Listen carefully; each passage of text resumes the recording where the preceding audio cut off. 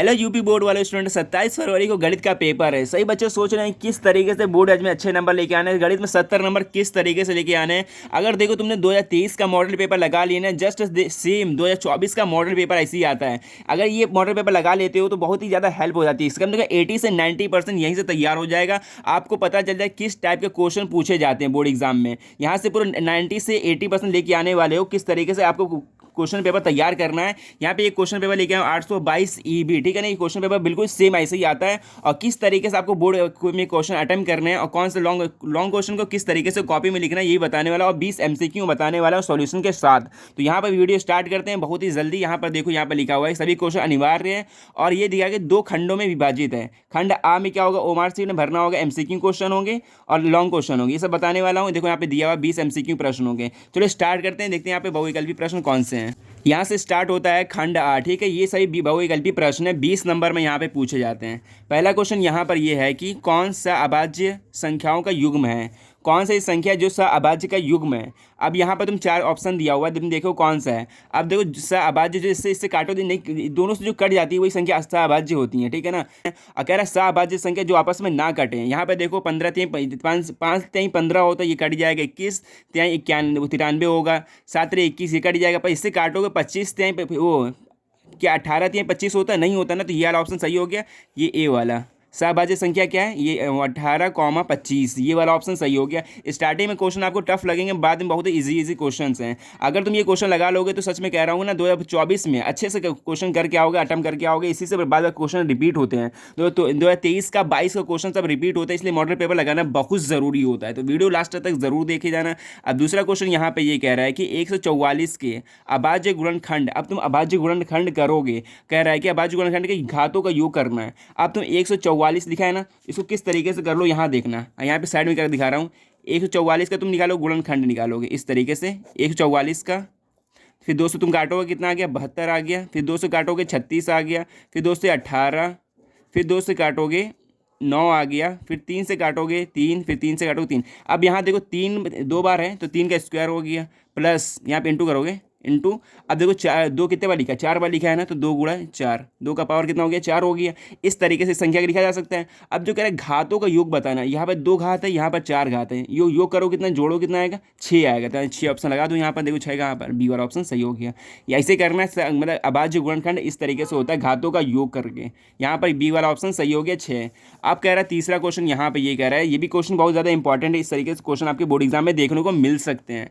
इस तरीके का एम के किस मान के लिए समीकरण युग में ये दिया हुआ है, ठीक है, ये दिया हुआ है तथा ये दिया है, ठीक है, 2 समीकरण दिया है और कह रहा है कि एक अद्वितीय हल है। अब देखो अद्वितीय हल के लिए तुमने एक कंडीशन पढ़ा होगा, A1/A2 equal to not B1/B2। ये होता है अद्वितीय हल के लिए फॉर्मूला होता है ये। अब तुम देखो A1 इसे कहते हैं, ठीक है ना, जो x का गुणांक होता है। यहाँ पर 1 हो गया और यहाँ पर कितना हो गया, 3 हो गया, ठीक है ना। A2 कितना हो गया, 3 हो गया। अब जो B का है ना, B का जो y का गुणांक होता है उसे कहते हैं। यहाँ पे कितना है, -2 बराबर नॉट -2। और ये कितना है यहाँ पर देखोगे तो m है, तो यहाँ पे m कर लोगे। अब तुम इसको इधर ले जाओगे, इसको इधर ले बराबर करना आता ही है तुम्हें। तो m बराबर हो गया इजक्वल टू नॉट 6, 3 दूनी 6। तो यहाँ पर m बराबर नॉट इजक्वल टू 6 आ रहा है। तो यहाँ पर ऑप्शन देखो कहाँ पर, ये वाला सी वाला ऑप्शन सही हो गया। यहाँ पर 3 क्वेश्चन होगा, ऐसे बोर्ड एग्जाम में क्वेश्चन मिलते हैं। अब सेम क्वेश्चन ऐसे यहाँ पर देखने को मिल रहा है। यहाँ पर 2 समीकरण दिए, समीकरण नंबर 1 ये दिया हुआ है, समीकरण नंबर ये दिया हुआ है, का हल होगा। इसका हल पूछ रहा है, तो इसको किस तरीके से करोगे, तुम्हें विलोपन विधि पढ़ा होगा, आराम से कर लोगे। यहाँ पर देखो, यहाँ पर लिखा है 2x + 3y इजक्वल टू 18। इसको एक और नीचे तो रख के सॉल्व कर लो। यहाँ पर x - 2y इजक्वल टू 2। इसको तुम घटा दो या फिर जोड़ दो तो भी कर लोगे। यहाँ पे घटा करते हो तो यहाँ से घटाओगे तो यहाँ पे आएगा x। और 5वां क्वेश्चन यहाँ पर ये है कि देख लो 20 क्वेश्चन टोटली पूछे जाते हैं। 5वां क्वेश्चन ये है कि y के किस मान के लिए रैखिक समीकरण ये दिया हुआ और ये दिया हुआ है, अनेक हल है। अनेक हल के लिए क्या होता है, A1/A2 इजक्वल टू B1/B2 और इजक्वल टू C1/C2। ये फॉर्मूला होता है, ये बराबर के लिए, अनेक हल के लिए ये होता है। अब तुम किसी 2 को ले लो, यहाँ पर तुम देख सकते हो, इसको ले लो और यहाँ पर तुम ले लो इसको ले, तो फिर इन दोनों तुम सॉल्व करो तो आराम से इजीली सॉल्व हो जाएगा। यहाँ पर देख लो x बराबर कितना है, 1 है, a बराबर 1 है। और यहाँ पर देखोगे तुम ये k कितना है, 1/k है इजक्वल टू। फिर इसके बाद यहाँ पर k है, यहाँ पर कितना है, 1 है, ठीक है ना। तो k बराबर कितना हो गया, के का स्क्वायर इधर ले जाओगे के का स्क्वायर हो जाएगा, इसका करोगे इंटू 1 हो गया। तो यहाँ पर के का अंडर रूट करोगे तो ये हो गया 1, के का मान कितना आ गया प्लस माइनस में 1, रूट से बाहर निकलते हैं प्लस माइनस में 1। यहाँ पर देखो प्लस माइनस में 1 कहाँ पर है, ये है, बी वाला ऑप्शन बिल्कुल सही हो गया। फिर उसके बाद ये वाला क्वेश्चन यहाँ पर ये कह रहा है कि छठा क्वेश्चन है, यहाँ पर ये समीकरण दिया हुआ है, एक्स का मान निकालना है, बहुत ही इजी निकाल सकते हो। यहाँ पर तुम इसका गुणा इधर ले जाओगे, इसका गुणा इधर ले जाओगे, एक्स स्क्वायर माइनस 2 इसका उधर ले जाओगे तो इक्वल टू 7 आ जाएगा। एक्स बराबर कितना आ गया 5 आ गया। फिर अंडर रूट में चला जाएगा, एक्स हटाओगे तो यहाँ हो गया प्लस माइनस 5, एक्स बराबर प्लस माइनस 5। बहुत इजी क्वेश्चन है इसलिए मैं जल्दी जल्दी बता रहा हूँ। यहाँ पर एक्स माइनस प्लस माइनस 7 ये वाला ऑप्शन सही होगा, डी वाला, ठीक है ना। यहाँ पर डी वाला ऑप्शन सही हो गया। 6 क्वेश्चन यहाँ पर हो गए। 7वां क्वेश्चन देख लो कौन सा है। और फिर 7वां क्वेश्चन यहाँ पर ये कह रहा है कि व्यास ए बी एक वृत्त का केंद्र ये है, ठीक है ना, एक मतलब वृत्त व्यास दिया हुआ है, ठीक है, इसका वृत्त का केंद्र ये दिया हुआ है 2, -3 और एक में बी एक पॉइंट दिया हुआ है, बी ये दिया हुआ है जिसका मान ए ये है, व्यास ये ए बी है और एक यहाँ पॉइंट दिया है A1, 4 और तुम ये पूछ रहे हैं इसकी दूरी निकालो, मतलब ए का निर्देशांक याद करना है, ए का निर्देशांक याद करना है। इसके लिए फॉर्मूला होता है x1 + x2/2 और कॉमा y1 + y2/2। ये फॉर्मूला लगाओगे तो ये वाला मान निकल जाएगा, ठीक है ना। x1, y1 इसको मान दे दोगे तो यहाँ से इजीली निकल जाएगा। इसका मान यहाँ पर होगा -10, 3 यहाँ रखोगे तो -3, 10, तो यह वाला ऑप्शन सही हो गया, ये 10 वाला। यार अब बी वाला ऑप्शन सही हो, निकाल के देख लें, बहुत ही इजी सॉल्व हो जाएगा यार। फिर यहाँ पे ये क्वेश्चन कह रहा है कि ये मूल दिया हुआ है, ठीक है ना, के का मान ज्ञात करना है। के का मान ज्ञात करना तुम यहाँ से निकाल सकते हो, ये तो एक वो डिस्क्रिमिनेंट फॉर्मूला होता है b² - 4ac, इससे निकालो बहुत ईजिली निकल जाएगा। अब देखो बी यहाँ पर ये दिया हुआ है 100 मतलब 12 का स्क्वायर कितना हुआ 144 -4 दिया हुआ है। ए का मान कितना है 3 है और यहाँ पर सी का मान कितना है 1 है, ठीक है। 144 माइनस में 4 3 12, तो यहाँ पर ये के है, ठीक है ना, तो यहाँ पर 12 के हो गया। अब इक्वल टू 0 -12 के इक्वल टू 144, तो 12 से काटोगे तो के बराबर आ गया 12, तो यार ऑप्शन सही होगा 12, ए ऑप्शन सही हो गया। फिर यहाँ पर नवा क्वेश्चन ये कह रहा है कि दो आकृति हो जिनके आकार समान हो, ठीक है, परंतु माप समान ना हो, वो मतलब क्या कहलाते हैं, उस त्रिभुज को क्या कहते हैं। दो आकृति मान लो कोई आकृति ये दिया हुआ है और ये दिया हुआ है, इसका माप मतलब अलग अलग है और देखने में बिल्कुल सेम है, तो वो कौन सी त्रिभुज होती हैं, समरूप त्रिभुज होती हैं, समरूप आकृति ये होती हैं। और बहुत अच्छी समान आकृति लगा देते हैं, ये गलत हो जाएगा यहाँ पर। और 10वां क्वेश्चन ये कह रहा है कि यदि दो समरूप आकृतियों मतलब इसकी भुजाओं का अनुपात ये दिया हुआ है और उसके क्षेत्रफलों का अनुपात ज्ञात करना है। ये क्वेश्चन तो बिल्कुल कट चुका है, फिर भी बता दो, इसको आराम से निकाल सकते हो। देखो ये 3 का स्क्वायर कितना होगा 9 होगा, 5 का स्क्वायर 25, ये ऑप्शन सही होगा। 10वां क्वेश्चन यहाँ पर ये हो गया। और फिर यहाँ पर ये कह रहा है कि ये क्वेश्चन तो कट गया है, नहीं कर सकते यार, क्वेश्चन आसान है, ईजी है। अब कह रहा है कि यदि किसी त्रिभुज की भुजा ये दिया हुआ है 4 सेंटीमीटर 5 सेंटीमीटर, अगर देखो त्रिभुज की भुजा ये दिया हुआ है, ठीक है ना, ये 5 सेंटीमीटर बड़ी भुजा ये हो गई और ये 4 है, ये 3 है, तो ये कौन सा त्रिभुज होता है, सबको पता है समकोण त्रिभुज होता है, ठीक है ना। इन दोनों का स्क्वायर करके जो करोगे पाइथागोरस लगाओगे तो यहाँ पे 5 आ जाएगा, तो ये समकोण त्रिभुज हो गया, ये जो बनता है, हाँ ये वाला समकोण त्रिभुज। अब 12वां क्वेश्चन यहाँ पर ये कह रहा है कि दो समरूप त्रिभुजों के परिमाप क्रमशः ये और ये हैं, ठीक है ना, तो इसके क्षेत्रफल का अनुपात ज्ञात करना है। बहुत ही इजी वाला ऑप्शन सही हो गया वाला, बट ये वाला ऑप्शन आपका क्वेश्चन कट गया है, इसमें ज़्यादा टाइम वेस्ट मत करो। यहाँ पर ये देखो क्वेश्चन कह रहा है कि 13वां क्वेश्चन कह रहा है यदि tan थीटा का मान ये दिया हुआ है तो cosec थीटा का मान ज्ञात करना है। इससे पहले देखो cosec थीटा के बराबर क्या होता है, cosec थीटा बराबर जो होता है ना, cosec थीटा बराबर होता है कर्ण बटे लंब होता है, ठीक है, कर्ण बटे लंब होता है। तुम यहाँ से कर्ण तुम पहले निकालोगे, यहाँ पर कर्ण निकालने के लिए यहाँ कर्ण कितना आएगा 17 आ जाएगा, 17 और यहाँ पे नीचे देख लो 8 हो जाएगा। इस तरीके से निकालो, पहले पाइथागोरस से निकालोगे, कर्ण निकालो, कर्ण निकाल फिर यहाँ पे सीधे मान रख देना, कर्ण और लंब का मान रखोगे तो यहाँ पर आ गया 17/8, ये वाला ऑप्शन सही हो गया। 13 क्वेश्चन यहाँ पर ये हो गए। जस्ट 13 क्वेश्चन होने के बाद 14वां क्वेश्चन यहाँ पर ये है कि यहाँ पर ये दे रहा है, ये समीकरण दिया हुआ थीटा का मान ज्ञात करना, किस तरीके से करो बहुत ईजी सॉल्व हो जाएगा। यहाँ पर दिया 2 cos 3 थीटा = 1, यहाँ से हमको थीटा का मान ज्ञात करना है। पहले 2 को इसको बटे में भेज दो, cos 3 थीटा = 1/2, ठीक है, cos 3 थीटा। अब ये किसका मान होता है 1/2 किसका मान होता है, ठीक है, इसको पहले देखना पड़ेगा। 1 cos 60 का होता है, cos 60 का। अब तुम यहाँ से कंपेयर कर लो, cos कट गया और cos मतलब 3 थीटा = cos कट गया तो यहाँ पे 60 आ गया और थीटा का मान निकालो 3 आ गया 20, ठीक है, थीटा बराबर कितना आ गया 20, काटोगे तो यहाँ से 20 आ गया, तो यहाँ 20 ऑप्शन देख लो कहाँ पर, ये सी वाला ऑप्शन सही हो गया। अब यहाँ पर 16वां क्वेश्चन कह रहा है कि यदि एक समान त्रिभुज आर दिया हुआ है, दो अर्धगोलों को उसके आधारों से जोड़ा जाता है तो इससे नए बने ठोस का वक्र पृष्ठीय क्षेत्रफल ज्ञात करना है। देखो एक ठोस गोला ये है ये, ठीक है ना, ये कह रहा है कि देखो यहाँ पर दिया हुआ है 2 अर्धगोलों, एक यहाँ से अर्धगोला जोड़ दोगे इस तरीके से, इसका वक्र प्रस्थि क्षेत्रफल पूछ रहा है। यहाँ क्या बन रहा है, पूरा एक गोला बन रहा है। गोले का वक्र प्रस्थि क्षेत्रफल क्या होता है, 4πr²। तो ये वाला ऑप्शन सही होगा, डी वाला, ए वाला। अब यहाँ पर ये कह रहा है 17वां क्वेश्चन, यहाँ पे क्वेश्चन ये कह रहा है कि निम्नलिखित में कौन केंद्रीय प्रकृति की माप नहीं है।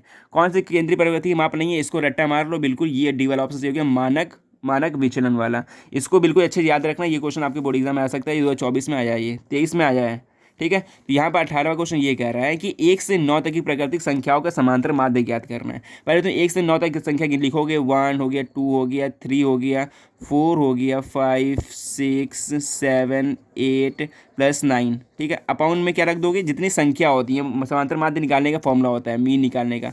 तो यहाँ पर संख्या कितनी है, टोटली 9 हो गई। तो ऊपर जोड़ो 45 आएगा, नीचे कितना हो गया, 9 हो गया। 9 5 45, यहाँ पे 5 ऑप्शन देख लो, यहाँ पे ए वाला ऑप्शन सही हो गया। फिर इसके बाद 19वां क्वेश्चन ये कह रहा है कि यदि किसी 12 माध्य का ये दिया हुआ है, माध्य ये दिया हुआ है और उसका बहुलक ज्ञात करना है। अब देखो बहुलक का एक फॉर्मूला होता है, बहुलक इज इक्वल टू 3 माध्यक, ठीक है, -2 माध्य। ये फॉर्मूला होता है, ये फॉर्मूला रखोगे तो ऑप्शन आ जाएगा 18 से, ये 18 वाला ऑप्शन आ जाएगा। यहाँ पे बहुलक निकल के 18, ये वाला ऑप्शन सही होगा। अब ये कह रहा है कि 20 ऑप्शन कह रहा है कि 10 प्राकृतिक संख्याओं की माध्यिका ज्ञात करनी है। माध्यिका ज्ञात करनी कैसे फॉर्मूला होता है, n/2 प्लस n/2 प्लस 1 अपाउंड में पूरे का 2, ठीक है। ये फॉर्मूला रखोगे तो यहाँ पर ये आएगा 5.5, ठीक है। तो यहाँ से आप 20 क्वेश्चन ऐसे कर सकते हो। मैंने यहाँ पे बहुत जल्दी बताया, अब बिल्कुल यहाँ पे कंफ्यूज होना नहीं है, आपको खुद से यहाँ पे करके ट्राई करना है, ठीक है ना। और देखो लॉन्ग क्वेश्चन किस तरीके से बोर्ड एग्जाम में पूछे जाते हैं, बस आपको देख लो किस तरीके से क्वेश्चन पूछे जाते हैं और अपनी तैयारी में बिल्कुल अच्छे से लग जाओ। यहाँ पे इंग्लिश चॉइस में दिया हुआ है, तो तुम इंग्लिश में चाहते हो इंग्लिश में यहाँ से कर सकते हो। फिर यहाँ पे खंड बा स्टार्ट होता है। खंड बा में यहाँ पे लॉन्ग क्वेश्चन आपके करने को आते हैं। पहले तो आपके 12 नंबर क्वेश्चन यहाँ से ये आते हैं, 12 नंबर के 2-2 नंबर क्वेश्चन आते हैं। यहाँ कह रहा है कि इसको अपरिमेय सिद्ध करो। यहाँ पे कह रहा है कि कॉस साइन 2a का मान ज्ञात करो। पहले तुम साइन का मान निकालो, फिर यहाँ रख दोगे मान, बिल्कुल ईजिली निकल सकता है। और यहाँ कह रहा है कि देखो एक बेलन का आयतन 2 गुना कर दिया तो वक्र प्रस्थि क्षेत्रफल ज्ञात करना है। ये भी बिल्कुल ईजी है। यह पूछा त्रिज्या के गुणनफल के बराबर होगा, ये पूछ रहा है। बहुत ही इजी कर सकते हो। पहले फॉर्मूला रखोगे आयतन वो बेलन का, फिर उसके बाद यहाँ से यहाँ त्रिभुज का रख दोगे, बिल्कुल कंपेयर कर लेना, बिल्कुल आंसर आ जाएगा। और इस टाइप के क्वेश्चन कर सकते हो। यहाँ पे माध्यिका निकालने वाला होता है, ठीक है ना। माध्यिका बहुत ईजी होता है। अगर मान लो तुम्हें ये क्वेश्चन नहीं आ रहा तो किस तरीके से करोगे, देखो आपको पहले इसको बार चार्ट बना देना, ठीक है। यहाँ पे ये चार्ट बना देना और जो आए पहले उसको लिख देना, ठीक है। हल्का बस इसका फॉर्मूला लिख दोगे तो आपके नंबर मिल जाएंगे, कटेंगे नहीं। बस छोड़ के नहीं आना एक भी क्वेश्चन को। और यहाँ पे ये कह रहा है कि ये दिया हुआ है, ये 3 मान दिया हुआ है, इसका अनुपात ये दिया हुआ है। कह रहा है उस बिंदु का मान ज्ञात करने वाले कि ये बिंदु ये 3 बिंदु दे देगा। और 2 का मान दिया हुआ है, 1 का मान निकालेंगे, अनुपात दे दिया, तो इससे आपको बिल्कुल ईजिली सॉल्व करके निकाल सकते हो। और ऐसे यहाँ पे एक और क्वेश्चन ये दिया हुआ है,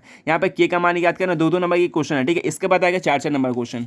अब 4 नंबर क्वेश्चन यहाँ पे 20 पूछा जाता है, ठीक। 20 नंबर के 4 नंबर क्वेश्चन 20 नंबर पर टोटली आता है, ठीक है। 4 नंबर के यहाँ क्वेश्चन होते हैं, 5 क्वेश्चन टोटली होंगे। यहाँ पे 20 नंबर आपके यहाँ बनने वाले हैं। यहाँ पे एक ग्राफ वाला क्वेश्चन आ जाएगा, बहुत ही ईजी क्वेश्चन होता है। यहाँ पर देखो यहाँ कह रहा है ना, यहाँ रैखिक समीकरण क्वेश्चन आ गया।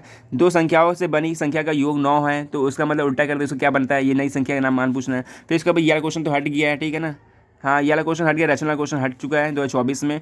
और यहाँ से ये बिल्कुल सिद्ध करना है कि ये क्या सर्वांसम है कि नहीं है। यहाँ पर देखो 2 आपको यहाँ साइड या ये प्रूफ करना होता है, एंगल प्रूफ कर लो तो यहाँ पे बिल्कुल ईजी हो जाएगा। पर यहाँ देखो 2 एंगल यहाँ पे दिख ही रहा है यहाँ पर, ठीक है ना। 2 एंगल दिख गया। अब तुम एक कोई भुजा ले लोगे, जिससे ये आ रहा हो गया, ये भी कॉमन हो गया। यहाँ से तुम्हारे बिल्कुल ईजिली प्रूफ हो जाता है। ऐसे क्वेश्चन बहुत ईजिली प्रूफ हो जाते हैं। यहाँ पे पूरा 4 नंबर मिलने वाले हैं। इस क्वेश्चन में कुछ है ही नहीं। और इस टाइप क्वेश्चन आए तो समझ लेना यार, एक फॉर्मूला याद रखो, आराम से लिख लो। यहाँ पहले बारीवारता लिख दो, फिर इसका FI XI निकाल दो, फिर इसका फॉर्मूला रख दो। यहाँ पे माध्य का फॉर्मूला होता है, सबको पता है, माध्य बराबर होता है सिग्मा FI XI, ठीक है, अपाउंड में सिग्मा FI। ये फॉर्मूला होता है। ये फॉर्मूला दो, हल्का से इसका जो सॉल्यूशन कर दो, पूरा यहाँ से नंबर मिलने वाले 4 नंबर, कुछ भी कटने वाला नहीं है। यहाँ पे बहुलक निकालना है, बहुलक निकाल दो, इसका फॉर्मूला रटना मारना।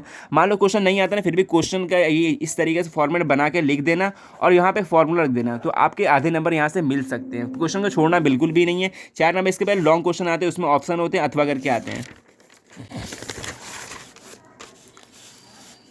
तो फिर यहाँ पे स्टार्ट होता है तीसरा क्वेश्चन ये कि 6 नंबर क्वेश्चन है। 6 नंबर क्वेश्चन यहाँ पर देखो अथवा में आएगा, तुम ये करो या फिर ये करो। ये रैखिक समीकरण क्वेश्चन है, बहुत ही इजी क्वेश्चन है, इसको भी करके ट्राई करना, ठीक है ना। यहाँ पर ये दिया हुआ है, यहाँ पर ये दिया हुआ है, 2 में इसको ये करना होता है।